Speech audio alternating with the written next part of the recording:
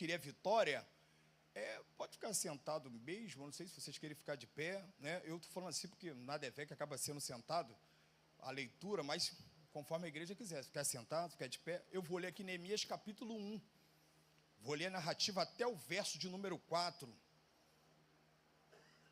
aí diz assim, a narrativa do texto: as palavras de Neemias, filho de Acalias, e sucedeu no mês de Quisleu, no ano 20º, estando eu em Suzã, a fortaleza, e que veio Anani, um de meus irmãos, ele e alguns de Judá, e perguntei-lhes pelos judeus que escaparam e que restaram do cativeiro e acerca de Jerusalém. E disseram-me: os restantes que não foram levados para o cativeiro, lá na província estão em grande miséria e desprezo, e o muro de Jerusalém fendido, e as suas portas queimadas a fogo. E sucedeu que, ouvindo eu essas palavras, assentei-me e chorei e lamentei por alguns dias, e estive jejuando e orando perante a Deus dos céus. Só até aqui. Uma breve introdução. Neemias, o livro de Neemias faz parte dos livros históricos da Bíblia. Os livros históricos da Bíblia, eles não estão na Bíblia por um acaso. Tudo na Bíblia tem um porquê. Os livros históricos nada mais a existência deles, dentro da teologia, é para responder uma única pergunta. Uma única pergunta. E qual é a pergunta? Por que é que o povo foi parar no cativeiro babilônico? Aí você pega todos os livros históricos, 1 Reis, 2 Reis, Crônica, Êxodo, Neemias, assim por diante. O livro histórico, meu amigo Cleito, nada mais é, isso teologicamente falando, nada mais é para responder a única pergunta: por que é que o povo de Deus foi parar no cativeiro babilônico? O livro histórico, todos eles, é para responder essa única pergunta. Só para você entender. Então, baseado nessa informação, que o livro histórico, ele vai responder essa pergunta, a gente, então, voltemos um pouco atrás na história. Repare, 1 Reis, capítulo 11 e capítulo 12, ambos os textos vai narrar o quê? No capítulo 11, 1 Reis, Deus se apresenta no cenário da vida de Salomão, por causa da sua desobediência, idolatria, teu reino será dividido, né? Porém, por amor a seu pai, estou aqui sintetizando o texto de 1 Reis 11, porém, por amor a seu pai Davi, não permitirei que o reino venha se extinguir de forma literal, mas haverá uma divisão. Pois bem, capítulo 12, isso se cumpre na terra. Salomão morre, seu filho Roboão assume o controle. Aí o que acontece? Agora os anciões vão dizer: Roboão, os impostos que seu pai botou é pesado, rapaz. Alivia a galera aí, alivia a rapaziada. Aí vê os mais jovens e diz para Roboão: faz isso não, pelo contrário, dobra mais ainda. Aí ele ouve os mais jovens. Depois desse episódio, diz a narrativa do texto, que agora a galera, né, vai pegar quem? Jeroboão. É um militar, o cara que fazia parte ali da equipe militar, então, de Salomão. Então o reino vai ser dividido. Roboão vai ficar no lado sul, Jeroboão no lado norte. E o que vai acontecer agora? Depois desse episódio, a Bíblia vai dizer que agora, então, passado o tempo, agora o pessoal que está no norte vai ser invadido pelo exército assírio. O exército assírio entra, toma ali agora o reino do norte, Samaria. Judá, vai acontecer isso tempos depois. E quem vai invadir Judá? Agora o Império Babilônico, conduzido agora pelo rei Nabucodonosor. Então a Bíblia vai dizer que no ano de 586, Nabucodonosor entra, destrói o templo, destrói o muro, acaba assim com Jerusalém. Depois, então, a gente entende que agora o povo está no cativeiro durante 70 anos. Mas Deus tinha tomado a boca do profeta Isaías, e lá no capítulo 44, assim como no 45, Deus tinha tomado a boca do profeta Isaías, meu amigo Cleito, e Deus falou assim: haverá um homem, aí ele vai dar o nome dele é Ciro, que depois do povo passar 70 anos cativo, esse homem vai dar o alvará de soltura.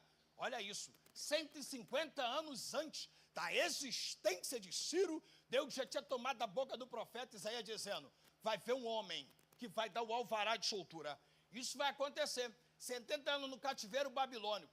O Império Persa agora assume o comando, ou seja, vai invadir Babilônia, e agora então eles vão ter o domínio. E quem vai estar controlando o Império Persa agora? É o rei Ciro. Ciro está controlando. Aí Ciro vai realmente, depois de ler as crônicas, ele lê isso lá, ele entende: eu tenho que liberar o povo, porque assim é a vontade de Adonai. Pois bem, então agora o povo ali, Ciro deixa voltar, né? E na primeira leva, quem vem? Zorobabel. Zorobabel vem, e a missão de Zorobabel, isso tudo para a gente chegar aqui em Neemias, para você entender. Aí Zorobabel vem, chega Zorobabel, missão de Zorobabel, reconstruir o quê? O templo. Zorobabel vem, tenta reconstruir o templo e assim consegue. Depois de Zorobabel, vem Esdra. Missão de Esdra era agora falar da Torá, né? Educar o povo. A Torá nada mais é que a lei mosaica, a palavra de Deus. Seria a Bíblia deles naquele tempo. São os 5 primeiros livros aqui da Bíblia, né? Então é o Pentateuco que eles têm como Bíblia, como palavra de Deus. Então agora Esdra vem nessa função. Mas nessa leva, né, com Esdra, né, antes mesmo com Zorobabel, veio uma rapaziada junto com ele e tentou levantar um muro. Aí a Bíblia diz, Esdra capítulo 4, que agora, o que vai acontecer? Os opositores, meu amigo Silvio, se levantaram e falaram contra isso. Ei, rapaziada, para com isso. Vocês estão fazendo isso para, na verdade, se rebelar contra o imperador persa. Então, o que acontece? Eles vão dar ouvido a essas vozes dos opositores e vai parar com a construção, com a reconstrução. Aí, passado-se um tempo, aproximadamente entre 13 a 15 anos, surge Neemias no cenário. Aí aqui a gente começa a falar propriamente dito da lição, mas isso tudo para você entender como é que foi, né, a história, o contexto. Repare, Neemias não nasceu em Jerusalém. Neemias é israelita, mas ele não nasceu lá. Ele é judeu de origem. Seu pai é judeu, sua mãe judia, mas ele não nasce lá. Ele nasce dentro da Babilônia, no cativeiro. Aí, onde você quer chegar, Ronaldo? Aqui, ó, olha o que me chama a atenção. Neemias nunca teve lá, meu amigo Cleito. Pedro Paulo, Neemias nunca visitou Jerusalém, Débora. Neemias nunca esteve lá.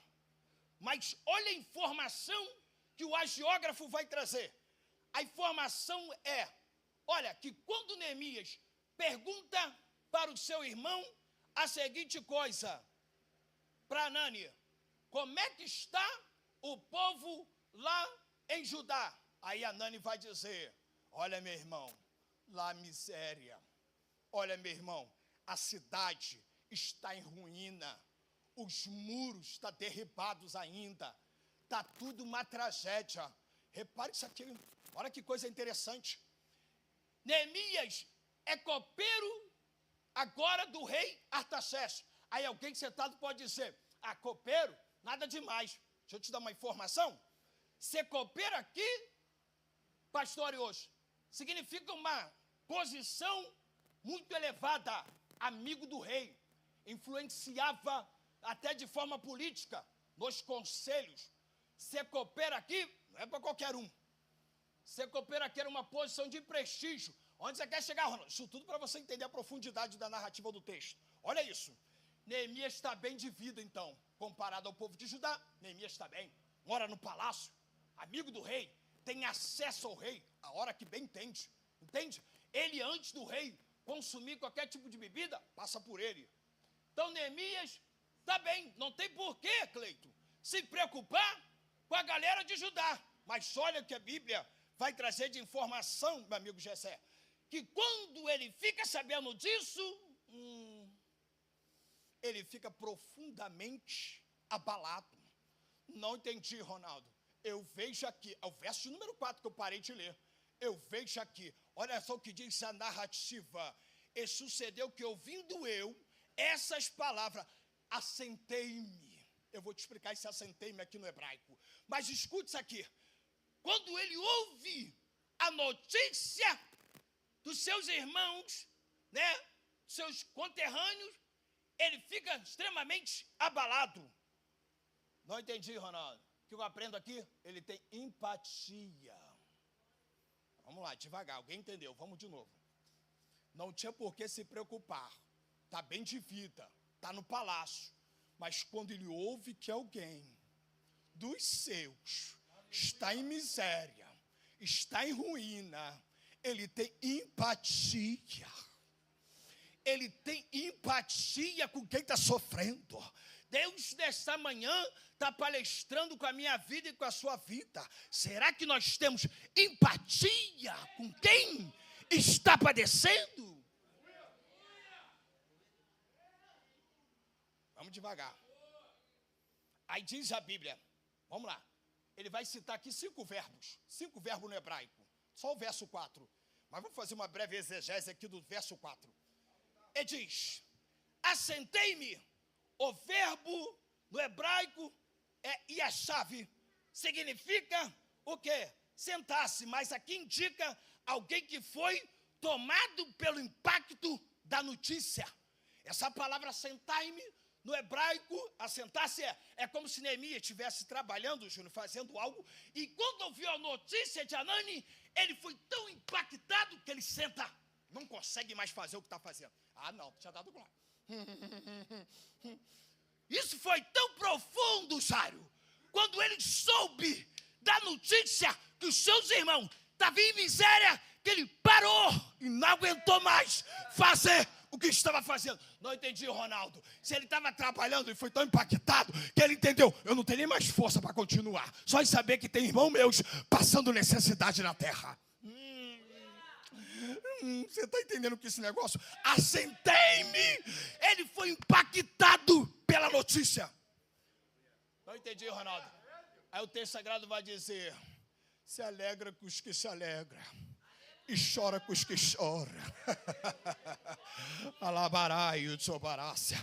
Repare, ele está cumprindo isso. Ouve a notícia, fica impactado. Para, senta. Ele não tem mais estrutura para ficar em pé. Literalmente, senta, porque está impactado. Alabarai. A galera do nosso tempo fica impactado, vibra, fica feliz quando alguém dá a notícia que fulano está em desgraça. É geralmente o contrário. A Bíblia está dizendo, Ronaldo, quando alguém chorar, tu chora junto. Quando alguém se alegrar, tu se alegra junto. Aí vem alguém e diz, fulano caiu. Parece que a galera vibra.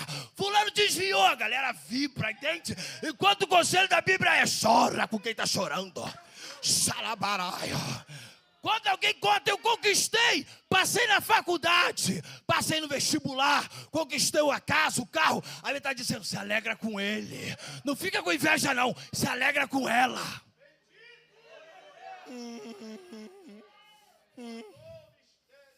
Aí ele vai dizer, assentei-me. Oh, meu Deus. Olha o outro verbo hebraico, chorei, só no verso 4. Chorei. Esse verbo é bacarra. Bacarra significa chorar intensamente. Este choro não demonstra fraqueza, mas compaixão. Segundo o dicionário Aurélio, palavra compaixão é se colocar no lugar do outro. Entende? Segundo, então, O nosso dicionário vai dizer isso, Cleiton, é se colocar no lugar do outro. Então, Bacá significa, ou seja, um choro de compaixão. É Neemias entendendo, não adianta eu viver num palácio na riqueza, enquanto tenho irmãos meus na miséria.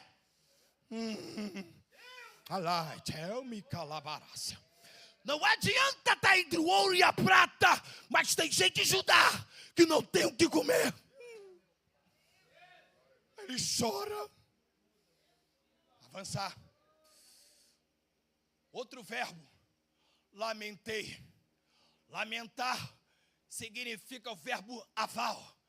Aval tem a ideia de luto prolongado. Aqui a ideia é mais profunda. Trata-se de um estado contínuo. Trata-se de um estado contínuo de dor e luta. Não é apenas um momento emocional, mas é um processo de sofrimento prolongado que envolve consequências e reflexão pessoal e espiritual. Neemias reconhece que a tragédia nacional não era apenas política, era consequência da desobediência da aliança. Repare, lamentar aqui é mais profundo do que chorar. Seria uma espécie de luto. É como Neemias ouve a notícia, ele fica em luto. E isso não durou um dia. Só hoje que ele ficou triste, porque ouviu os irmãos, saberem que os irmãos estão mal. Só hoje ele está triste, amanhã ele está legal. Segundo a narrativa do texto, ele fica dias. Entende? É uma espécie de luto, porque aquilo está impactando ele. Aquilo está causando dor em Neemias. Você está entendendo que a Trindade está conversando comigo, contigo nessa manhã? Se a dor do outro não te causar nada, irmão, que cristianismo é esse que eu e você estamos vivendo, entende? Eu não sei que cristianismo é esse. Repare, até ainda ontem, ou melhor, ainda essa semana, eu conversando isso com meus alunos, eu falei, salvação, a gente tem uma ideia de salvação que é vida após a morte. Que é isso, irmão? Se eu pensar que salvação é vida após a morte, o cristianismo é muito raso. Vida após a morte, morar no céu, isso é o ápice da salvação. Mas salvação é muito além disso. Salvação, o que significa isso? Salvação é contínua. Como é que funciona esse tipo de salvação? Exemplo, vamos lá, Lucas. Repare, só Lucas cita a parábola do samaritano. Repare isso, ninguém mais cita. Só Lucas cita a história de Zaqueu. Só Lucas cita a mulher que ungiu, a pecadora que ungiu os pés de Jesus. Só Lucas cita a parábola, agora ali, ou melhor, a história dos leprosos. E assim, alguns outros fatos. Por que isso? Porque Lucas é um evangelho de inclusão. Lucas está apresentando o que é a sua teologia lucana? Ele está dizendo a seguinte coisa: olha, salvação é socorrer o próximo. Para. Não, é muita profundidade para pouco glória. É muita profundidade para pouco glória. Vou de novo. Não estou satisfeito, Ronaldo. Lembra a parábola do samaritano? Os fariseus, doutores da lei, pastor Ios, pergunta para Jesus, quem é o meu próximo? Aí Jesus, estou entendendo qual é a tua, rapaz. Aí ele cita a parábola do samaritano. Repare, Jesus cita a parábola do bom samaritano só para dar resposta ao fariseu. E qual é a resposta? Por quê? Ele tinha uma crença que o próximo dele é quem? A esposa, o filho, ou seja, alguém da nata dele. Aí Jesus está dizendo, o próximo é todos, até aqueles que você rejeita. Até o samaritano, até o cego, até o mendigo. É por isso que Lucas cita, só Lucas cita Zaqueu, ladrão, repara. Só Lucas cita a parábola do samaritano, ou seja, ele está dizendo que salvação é quando eu agora socorro o próximo. Isso é mostrar salvação. Aí, chegou agora, né, a digníssima irmã Grace, minha esposa. Meu Deus. Aí, escute isso aqui. Então, repare, salvação, Ronaldo, eu sou salvo, mas tu pratica isso? Nós praticamos isso, porque salvação, segundo a Bíblia, não é vida após a morte. Salvação é contínua. Salvação é eu me conduzir, eu ter compaixão para com o próximo. Repare, então agora, ele vai dizer um outro verbo, o verso 4, jejuando. O jejum na Bíblia não é fisiológico, mas sim teológico. Jejum na Bíblia significa humilhação diante de Deus, dependência, arrependimento, intensa dedicação à oração. Observe, Neemias percebe que reconstruir Jerusalém exigiria muito mais do que recursos humanos. Então, eu e você, a Bíblia está dando um conselho, está dando uma instrução. Neemias entende, eu quero reconstruir o muro, mas ele entende, não tenho como trafegar só nessa dimensão. Tenho que ir para a dimensão de cima. Entende? Tenho que ir para a dimensão de cima. Ele planeja, entendeu? Fazer algo. Mas ele entende, não tem como guerrear só aqui. Tem que ir para essa dimensão de cima. Alguém entendeu? Alguém entendeu? Alguém entendeu? Você tem até projeto. Você tem até alguns planos. Sabe o que falta? Você perde força, gasta energia, porque só guerreia aqui. Aí Deus está te convidando. Vem para o andar de cima. Vem para o andar de cima. Vem para o andar de cima. E para o andar de cima é ter jejum. É vida de oração. Lembra que é o primeiro tema? Aí o tópico 1 da revista fala de oração, que ele conquistou na oração. Ou seja, ele vai jejuar. Olha uma coisa interessante. Meu amigo Flaviano até citou isso aqui. Do capítulo 1 de Neemias, verso 1, até o capítulo 2, verso de número 1, se passaram entre 4 a 5 meses. A gente sabe isso por quê? Amigo Flaviano citou aqui. Exatamente porque ele vai dar os dias, vai dar o mês, né? Lembra disso? Está lá, mês de Quisleu, que significa, no hebraico, mês de novembro. E quando ele vai falar aqui, o mês de Nissan, no capítulo 2, verso 1, é o mês de março. Então, acredita-se que passou entre 4 a 5 meses. Não entendi, Ronaldo. Neemias tem um projeto, Cleiton. Mas antes de botar em prática, ele vai orar. Ele vai orar. Lembra que eu disse? Neemias é amigo do rei, mas nem por isso. Saiu lá e foi falando com o rei. Ele vai primeiro descer no joelho. Ele vai primeiro jejuar. Leva 4 a 5 meses orando, até pôr em prática. Aí às vezes eu e você, irmão, temos um projeto, mas que é amanhã botar em prática. E quando não levamos para o andar de cima, apresentar o Eterno, apresentar Adonai, apresentar o Jeová Rafá, ao Jeová Nissi. Ele agora, Neemias, não. Leva de 4 a 5 meses. Então Deus está conversando com a minha alma e a tua alma nessa manhã, dizendo o seguinte: ora, rapaz, por esse negócio. Ah, eu estou em dúvida. Aí Deus está dizendo: ora. Ah, eu não sei o que fazer. Ele está dizendo: jejua. Leva para o andar de cima. Repare, ainda no verso 4. Para fechar a exegese do verso 4, meu Deus, o tempo está indo. Repare, orando perante o Deus dos céus. Aí diz a narrativa, essa expressão, ela é muito importante porque era um título conhecido no período persa, mas Neemias o utiliza para afirmar que o Senhor é soberano sobre todas as coisas. Observe, ele não ora simplesmente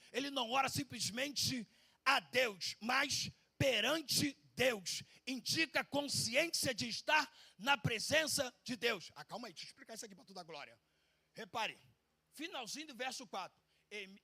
Neemias, quando ora, ele está dizendo o seguinte: ele eleva a Deus, mas perante Deus.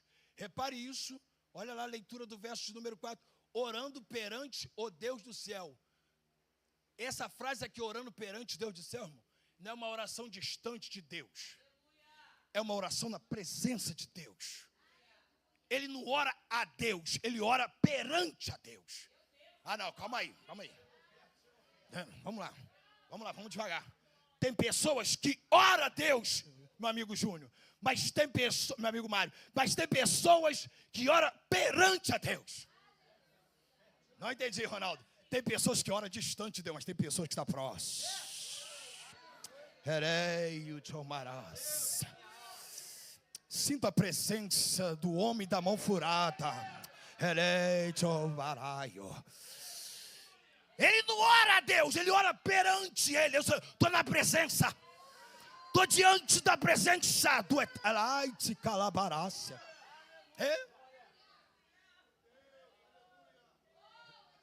Repare. A teologia da oração de Neemias. Vamos comigo? A oração de Neemias apresenta 5 elementos. 5 elementos que eu quero pontuar aqui rapidamente na oração de Neemias. Que aí vai do verso 5 em diante. Repare, capítulo 1, verso 5. Neemias diz: Ah, Senhor, Deus do céu. Olha o que eu aprendo aqui. Qual é então a teologia apresentada na oração de Neemias? Primeiro ponto de teologia que eu encontro aqui: adoração. Ai, vou de novo. Só nesse verso. Só nesse verso. A gente está fazendo a exegese do texto. Ah, Senhor, meu Deus. Quando Neemias fala isso, ah, Senhor, meu Deus, ele está mostrando o que, irmão? Adoração. Ou seja, toda a oração bíblica começa reconhecendo quem Deus é.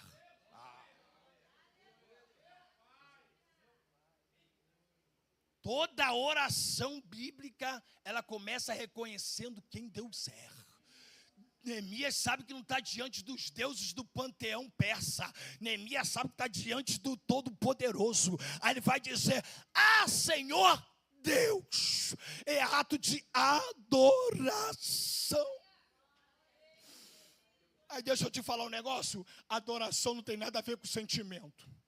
Adoração não tem a ver com sentimento. Ainda ontem falei com isso com um amigo dentro do carro. A gente vindo da igreja. Por quê? Deixa eu te explicar isso. Tem pessoas, meu amigo Cleiton, que falam. Eu encontro pessoas que falam: Ô fulano, por que tu tá meio desanimado? Ah, não tô legal. Tô com problema no casamento. Tô com problema nas finanças. Por isso que eu tô meio sumido da igreja. Irmão, aonde que fé, adoração tem a ver com sentimento? Não tem a ver, irmão. Que é isso, Ronaldo? Vou te provar. Hebreus 11. A fé é o firme fundamento. E aonde? Que fundamento? Palavra, Bíblia. A fé não é um sentimento. A fé não é um sentimento. Trocando em miúdo. Se eu estiver mal, se eu estiver com crise, adoro. Se eu estiver sofrendo, adoro. Se eu estiver doente, adoro. Se eu estiver sem dinheiro, adoro. Se eu estiver desempregado, adoro. Entende? Adoração não tem nada a ver com emoção, com sentimento. É muito mais profundo. Repara, Neemias está sabendo que seus irmãos estão mal. Está em miséria. Mas olha o que ele faz. Vai adorar. Vai adorar e vai dizer: Ah, Senhor Deus. Outra coisa. Outro ponto teológico de teologia na oração. Aliança. Olha o que diz. Ainda no verso de número 5. Ele vai dizer o seguinte: Ah, Senhor Deus do céu, Deus grande e terrível, que guardas o concerto. Concerto aqui é aliança. O que Neemias tem em mente? Neemias tem em mente o texto de Deuteronômio capítulo 28. Neemias tem em mente Deuteronômio capítulo 7, verso 9. E Neemias tem em mente Deuteronômio capítulo 30. Ambos os textos em Deuteronômio é quando Deus faz aliança e conversa com Moisés, falando de quem for obediente vai ter as bênçãos. Lembra disso? Deuteronômio 28. Mas quem for agora desobediente vai sofrer as consequências.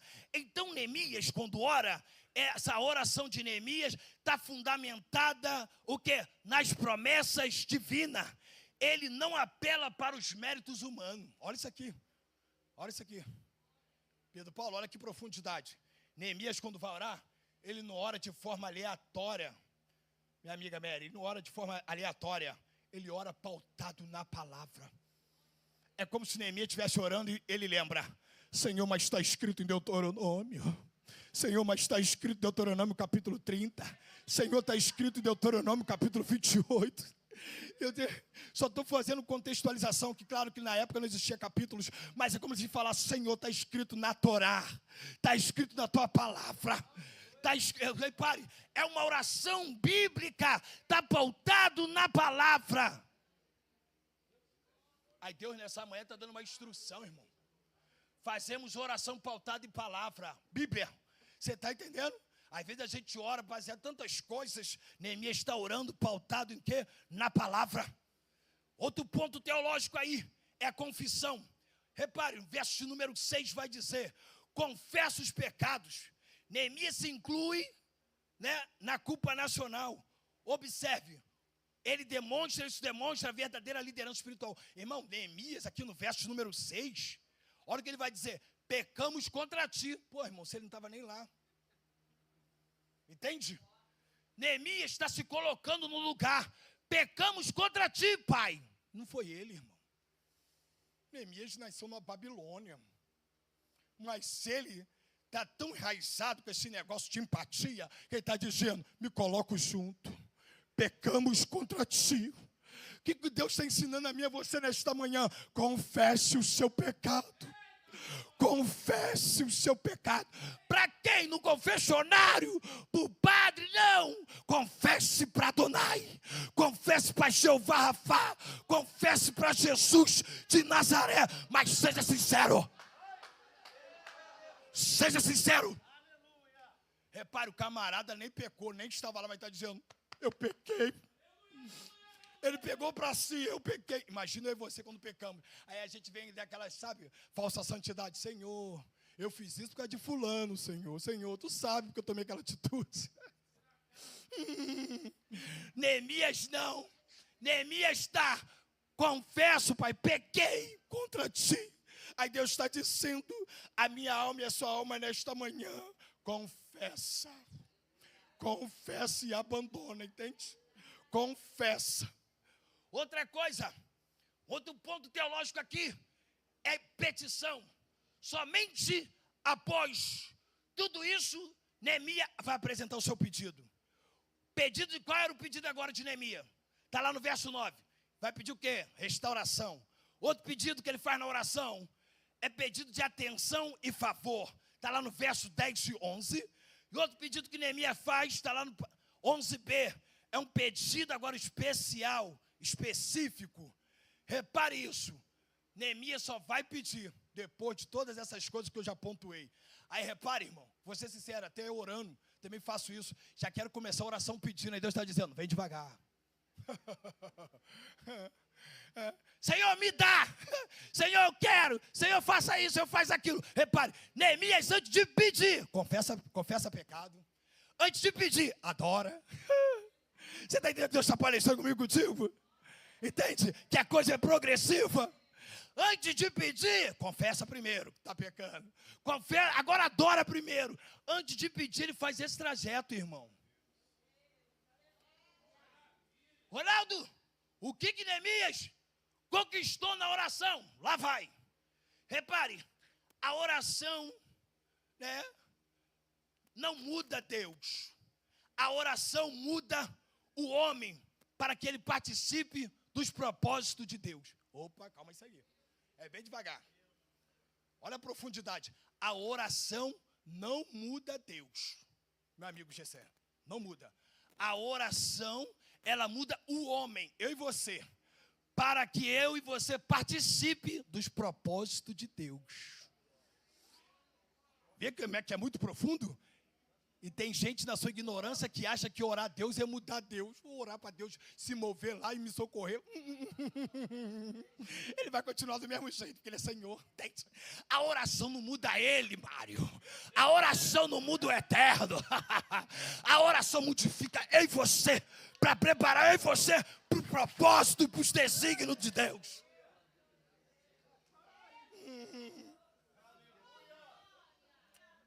O que ele conquistou? Segura. Lá vai. O que Neemias conquistou com a oração? Na oração, Neemias conquistou direção de Deus. Capítulo 1, do verso 4 ao verso 11. Repare, na oração, Neemias vai ter direção de Deus do que fazer. Na oração, tem muita gente quebrando a cara porque não tem direção de Deus. Aí Deus está dizendo: ora que tu terá direção. Ora que tu terá direção. Na oração, Neemias conquistou o favor do rei. Capítulo 2, do verso 4 a verso 8. Repare, depois da oração de 4 meses orando e jejuando, ele vai ter um papinho com o rei. Então agora o rei vai atender o seu pedido. Não entendi, irmão, trazendo para a minha vida e para a sua vida. Irmão, vamos aqui de simbolismo. Neemias, eu e você nesta manhã, o rei, Deus, na oração, eu e você conseguimos o favor do rei. Vou repetir isso aqui que só 3 entendeu. Na oração, Deus está dizendo, é na oração que você conquista o favor do rei. Neemias, na oração, conquistou coragem diante dos desafios. Capítulo 4 de Neemias, do verso 4 ao verso 9. O que está escrito lá? Agora uma síntese do capítulo 4, é onde apresenta os opositores, Sambalate, Tobias, Gesem. Repare, os opositores se apresentam, mas Neemias é um homem de oração, que ele tem coragem para enfrentar.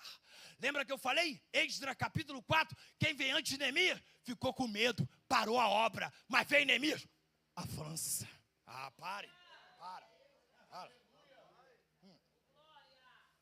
Quem vem antes de Neemias ficou atormentado com medo dos opositores. Mas vem Neemias, ele acha, nós vamos parar ele também. Aí só que ele se arrependa, porque Neemias, homem de oração, homem de jejum, homem tem intimidade com Deus. Aí Deus está dizendo, a minha vida e a sua vida nessa manhã. Por que é que você tem medo dessa feiticeira? Por que é que você tem medo dessa fofoqueira? Por que é que você tem medo agora desse vizinho? Deus está dizendo, vai para a oração. Vai para a oração. A oração te dá coragem. A oração te dá ousadia. A oração te dá coragem. A oração te dá força. Na oração você temos coragem.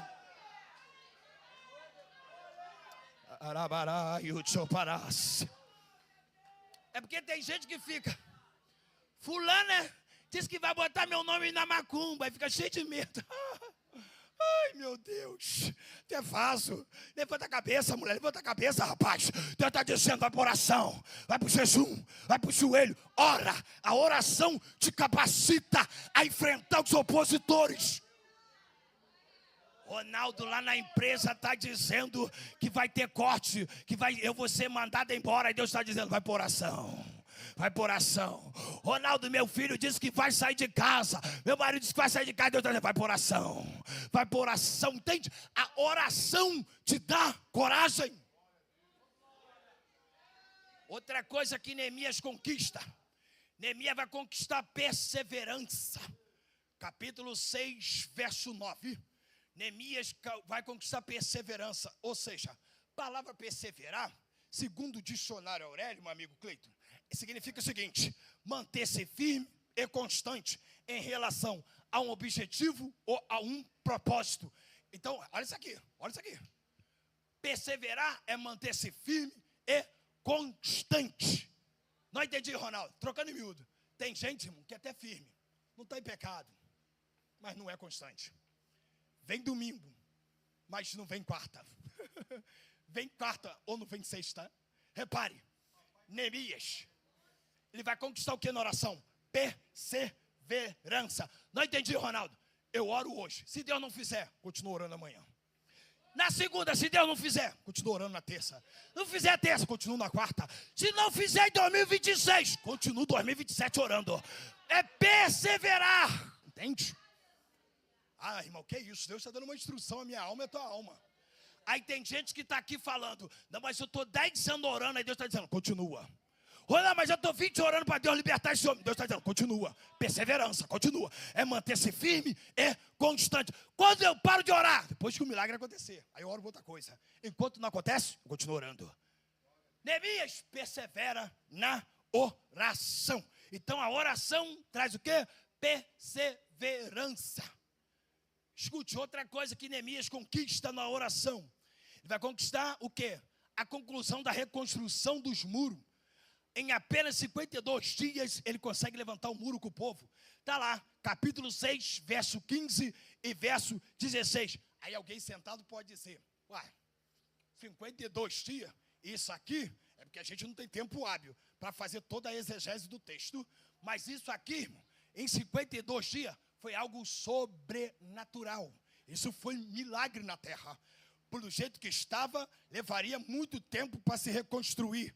Então, de forma sobrenatural, Deus ali socorreu o povo. Em 52 dias, levantou-se agora o muro, reconstruiu. Não entendi, Ronaldo. Aí reparem, ele vai reconstruir, pastores. Então ele não constrói, ele reconstrói. Não entendi, Ronaldo, você quer chegar? Quero chegar aqui. Repare, Neemias não pega do zero. Pega da onde parou. Olha o que Deus está conversando da minha alma e a sua alma nesta manhã. Tem gente que ela começa a fazer um curso. Começa primeiro mês, 2 meses, 3 meses e para. Diz que não consegue. Tem gente que entra na faculdade, estuda o primeiro período, segundo, aí diz, eu já estou velho para isso, aí para. Tem gente que tem projeto fantástico, uma inteligência incrível para pôr em prática, aí bota, só porque não deu certo a primeira vez, para. Aí o Espírito Santo está conversando com a minha alma e a sua alma. Assim como Neemias, reconstrói. Não entendi, Ronaldo. Volte a fazer o que você parou. Olha que Deus está conversando, é bem devagarzinho mesmo, esse papinho é bem devagarzinho. Deus está conversando com a minha alma e essa alma. Lembra aquele projeto que tu parou, Deus está dizendo, volta, volta. Lembra o teu chamado ministério, tu parou, Deus está dizendo, volta, volta. Não, Ronaldo, eu parei porque não aguento tanta perseguição. Eu começo a meter a mão na obra, levanta fulano, levanta ciclano, Deus está dizendo, volta, volta, volta. Ai. Ronaldo, mas eu tenho chamado para libertação, mas quando eu inicio, tudo venta lá em casa, Deus está dizendo, volta, volta. Da onde você parou, reconstrói, reconstrói. Entende isso? Ah, isso aqui é muito sério. Deus está conversando com a minha alma e a tua alma nesta manhã. Reconstrua. Deus está dizendo, volta da onde parou. Volta da onde parou. O problema é que você e eu, às vezes, quer começar do zero e deixar algo que deixou pela metade. Repare, Neemias não pega nada do zero. Tipo assim, vou levantar outra sapata. Não, não. Vou continuar da onde parou. Não, trocando em miúdos. Aí você vai falar, não quero libertação, não, porque trabalho de libertação, tudo acontece lá em casa quando me vou com libertação. Aí você quer fazer o quê? Não, vou lá pro louvor. Aí Deus está dizendo, não pega do zero. Eu te chamei para reconstruir lá. Continua lá, continua lá. Deus está dizendo, continua lá. Ou seja, reconstrói. Volte o fazer o que você parou. Então a oração vai capacitar Neemias. A oração vai dar força para ele terminar a reconstrução. Neemias conquista o quê na oração? Neemias conquista a renovação espiritual do povo. Ou seja, houve avivamento. Capítulo 8 de Neemias, verso 10. Ou seja, do 8 ao 10, capítulo 8, 9 e 10. Fala de quê? Avivamento. Repare, Neemias vai conquistar avivamento, mais através de quê? Oração. Não entendi, Ronaldo. Sabe o que significa avivamento? Avivamento não é pular. Avivamento não é falar língua estranha. Não, não. Avivamento é muito mais profundo. O sentido de avivamento no grego é muito mais profundo. Avivamento significa, sabe o quê? Transformação, metanoia, transformação da mente, transformação de comportamento, mudança de caráter. Entende? Neemias vai fazer o quê? Através da oração vai conquistar avivamento, não só para a casa dele, mas para toda a nação de Judá. Não entendi, Ronaldo? Alguém aqui sentado nessa manhã vai dizer, mas lá em casa, só eu sou crente. Mas só você é o suficiente, tá bom? Não, mas lá em casa, só eu e minha mãe, tá bom? Só precisa ter alguém na brecha. Por quê? Porque quando Neemias ora, o texto não diz que foi uma multidão orando com ele. Você concorda? Eu não encontro isso no texto, que foi uma multidão orando com ele. O texto só me informa que ele é o homem da oração. Então, trocando em miúdos, quando eu e você oramos, tem total capacidade de Deus, então, através da minha oração, da sua, socorrer a minha casa e a tua casa. Aquele homem que não quer nada com Jesus, Deus pode trazer um avivamento na vida dele. Aquele filho que não quer nada com Jesus, Deus tem poder agora de transformar a mente dele e a mente dela. É isso que o texto está dizendo. Avivamento. A oração traz avivamento. Oremos para Deus trazer avivamento. Porque avivamento é mudança de comportamento. É mudança de postura. Escute isso. Aí o tópico 2 da revista vai falar o que? A primazia da palavra de Deus. Aí aqui é profundo demais. O capítulo 8. O que vai acontecer? Fazer uma síntese aqui do capítulo 8. O capítulo 8, meu amigo Cleiton. Neemias, repare uma coisa. Até então, Neemias está preocupado com a reconstrução do muro. No capítulo 6, ele conclui isso. Show de bola. Mas só, Neemias podia meter o pé, voltar lá para agora Cisã, né? E ficar tranquilo no palácio. Ele não faz isso. Neemias permanece em Judá. O que ele vai fazer agora? Ele vai reunir o povo na praça. E ele vai comentar com o povo o que Esdra fez. E o que Esdra fez? Ele está dizendo, meu irmão Esdra, no passado, reuniu o povo. E ali Esdra leu a Torá.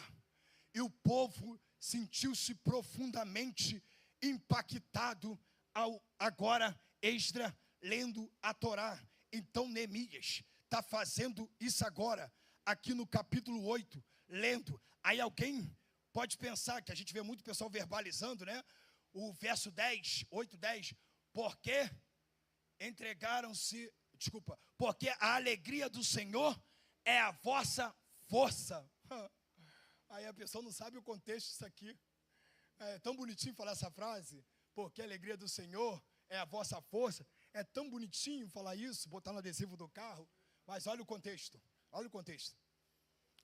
Aí, Neemias está reunido com a galera, agora na praça, e ele cita o que Esdra fez ao ler a palavra de Deus, a Torá para o povo. Quando a Bíblia diz no capítulo 8, que o pessoal estava choroso, e ele vai dizer para o pessoal se alegrar, aí, segundo os eruditos, acredita-se, tem 3 pensamentos aqui. Primeiro deles, o que levou o povo a chorar, enquanto Neemias relembrava o episódio a qual Esdra estava lendo a Torá ali para a multidão. Segundo, então, os estudiosos, eles vão dizer a seguinte coisa. Primeira, convicção do pecado. O que significa isso? É que enquanto, assim como Esdra e Neemias, meu amigo Cleito, citava a Torá, a multidão que estava ouvindo, minha amiga Solange, a multidão que estava ouvindo, detalhe, eles não só pregavam, diz o capítulo 8, que ele explicava. Ele explicava. É o que eu estou tentando fazer nessa manhã, entende? Ele explicava. Aí conforme ele ministrava, explicava o texto sagrado, a multidão chorava, sabe de quê? Convicção do seu pecado, ou seja, a palavra confrontava ele. Ah, calma aí, o altar aqui entendeu. O altar entendeu. É como que a palavra revelou o seu pecado. A palavra revela o seu pecado. Ou seja, enquanto, Júnior, eles agora falam da Torá, o ouvinte está entendendo o quanto eu estou longe de Deus. O quanto a minha alma está distante de Adonai. Por isso que eles choram. Por isso que eles choram, porque a palavra está confrontando. Entende? Não é ninguém acusando. Ei, fulano, tu está errado. Ei, fulano, não. É Bíblia, é Bíblia. A Bíblia está confrontando ele, entende? A palavra vai lá dentro. A palavra vai lá dentro, entende? Confronta. E eles, é como se fizesse uma reflexão, Mário. Olha o quanto eu estou distante de Adonai. Preciso me achegar a Adonai.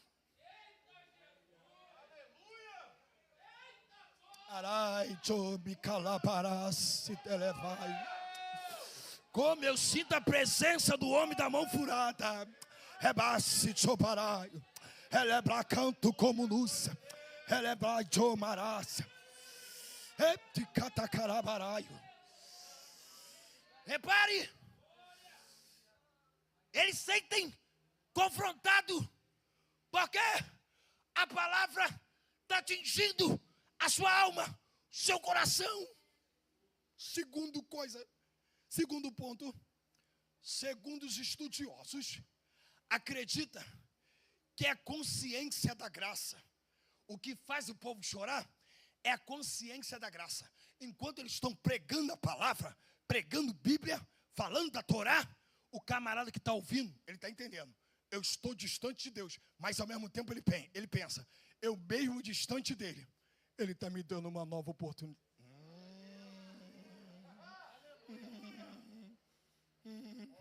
Não entendi, Ronaldo.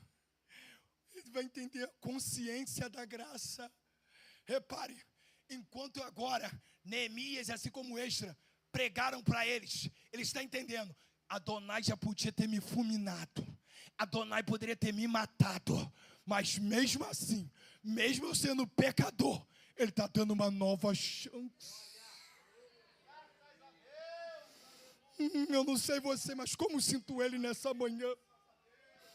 Ei, você não era para estar aqui nessa manhã, mas Ele deu uma chance. Ei, você outrora pintamos e bordamos, mas Ele deu uma chance.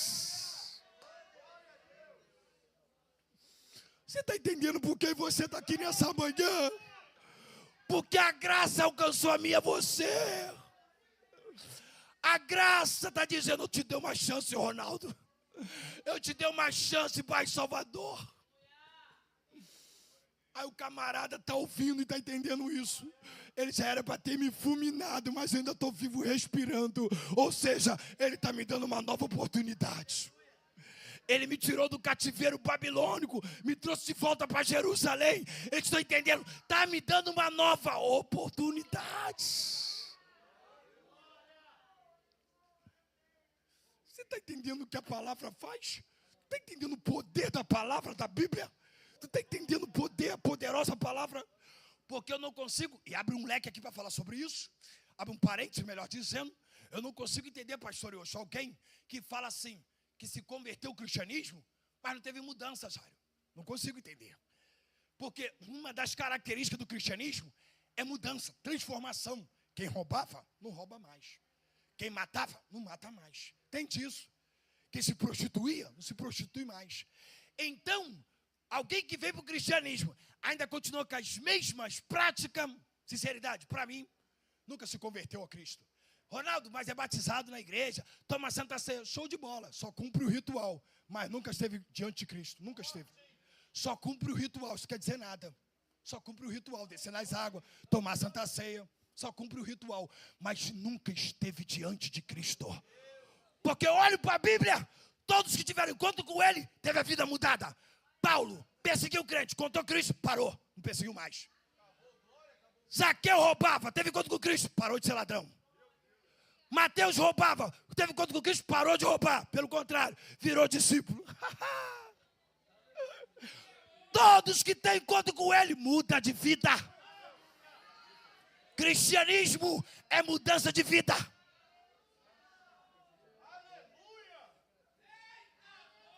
Sinto Deus na casa. Outra coisa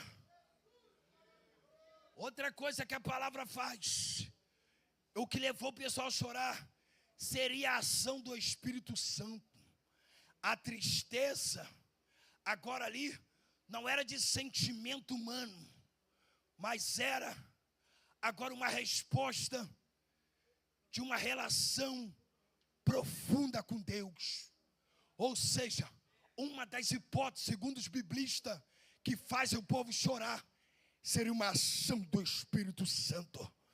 O Espírito Santo estão tão impactados que o choro deles ali é eles entenderem agora que Deus estava visitando a sua alma. Olha o poder da palavra. Olha o que a palavra é capaz de fazer na minha vida e na sua vida. A narrativa pode ser resumida assim. Neemias conta que o povo pediu a Esdras, que trouxe o livro da lei. Neemias relata que Esdras leu a lei diante da assembleia.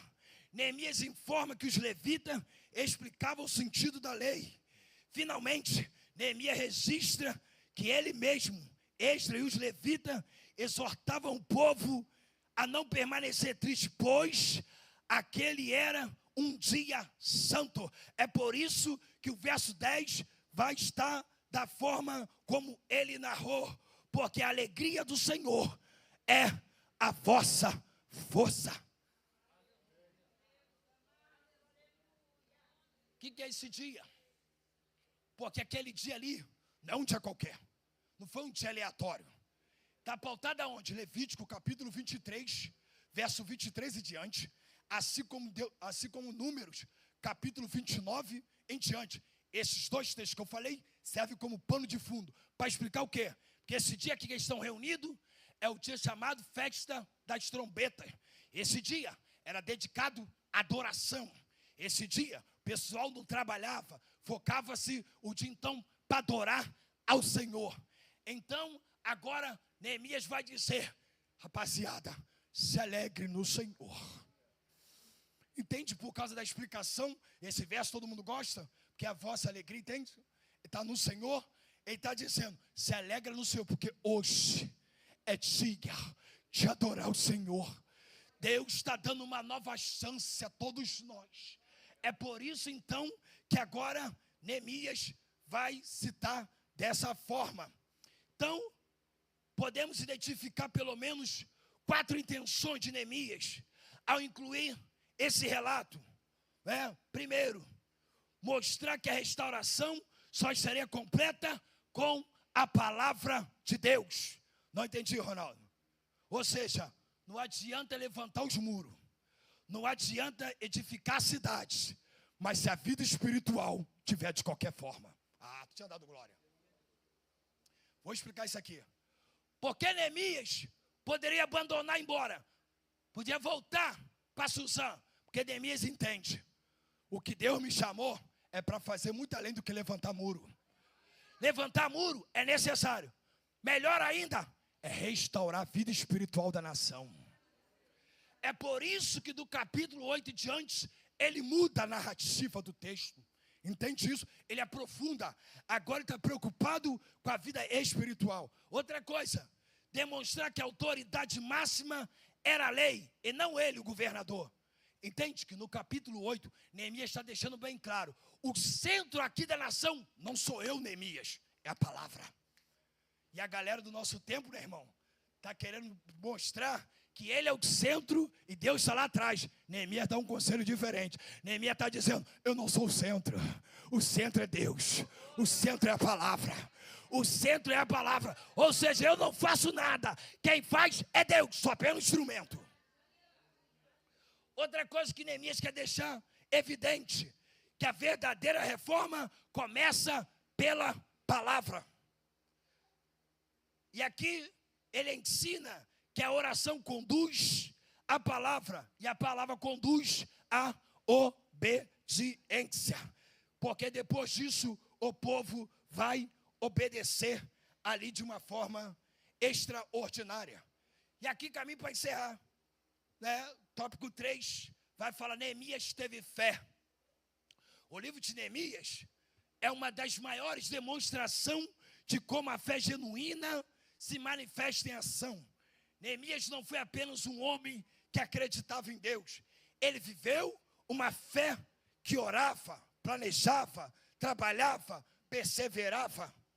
E algumas das lições são, tratando de fé, a fé verdadeira começa aonde? Com coração sensível. Repare, a gente leu isso lá no capítulo 1, verso 4. Então, fé verdadeira começa quando você tem um coração sensível para Deus.